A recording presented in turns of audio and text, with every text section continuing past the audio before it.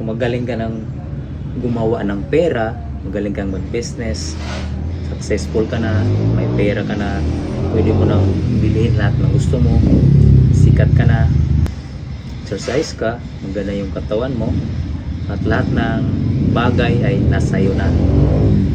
Ang problema, hindi ka magaling sa babae. Kasi pag di ka magaling sa babae, lahat ng meron ka, lahat ng pinaghirapan mo, masisira.